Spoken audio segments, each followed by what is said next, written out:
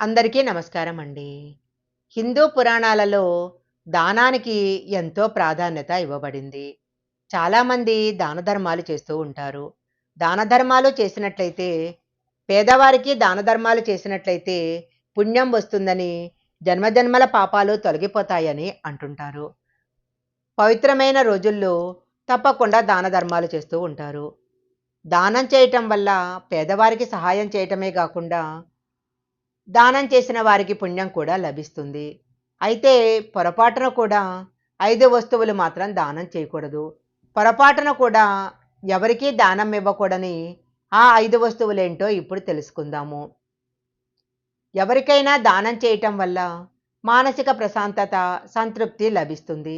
దానం చేయటం వలన గ్రహదోషాలు కూడా తొలగిపోతాయి. అయితే మనం దానం చేసేటప్పుడు కొంచెం విచక్షణ కలిగి ఉండాలి.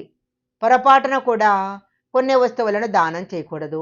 మనము ఇంట్లో మురికిని శుభ్రం చేయటానికి చీపురుని ఉపయోగిస్తూ ఉంటారు. అయితే చీపురుని ఇంట్లోని లక్ష్మీదేవతతో పరిగణించటం జరుగుతుంది. ఎలాంటి పరిస్థితిలో కూడా ఎవరికి చీపురుని దానం చేయకూడదు. అలా చేయటం వల్ల దానం చేసిన వారి ఇంట్లో నెగటివ్ ఎనర్జీ రావటమే కాకుండా ఆర్థిక సమస్యలు కూడా ఏర్పడతాయి.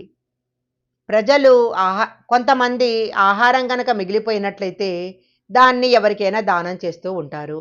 కానీ మిగిలిపోయిన ఆహారము, చద్ది ఆహారము దానం చేయటం వల్ల దానం చేసిన ఫలితం లభించదు. ఆహారం దానం చేయాలనుకుంటే తాజాగా శుభ్రమైన ఆహారాన్ని మాత్రమే దానం చేయాలి.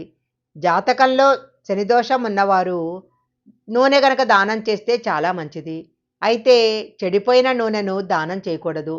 ఆ నూనె ముందే వాడి ఉండకూడదు. పొరపాటున కూడా ఒకసారి వాడిన నూనెను దానం చేయకూడదు.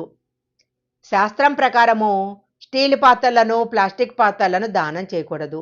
స్టీల్ పాత్రలు దానం చేసినట్లయితే ఇంట్లో ఉన్న సంతోషము, శాంతి పోతాయి. పాత్రలు దానం చేయటం వల్ల వ్యాపారాలు కూడా దెబ్బతింటాయి అంటారు. కత్తి, కత్తెర లాంటి పదునైన వస్తువులను దానం చేయకూడదు.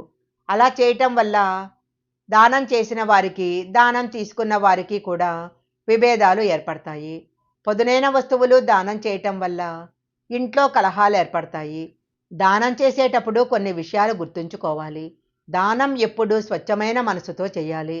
దానం ఇవ్వటానికి అవసరమైన పేద వ్యక్తులను మాత్రమే ఎంచుకోవాలి.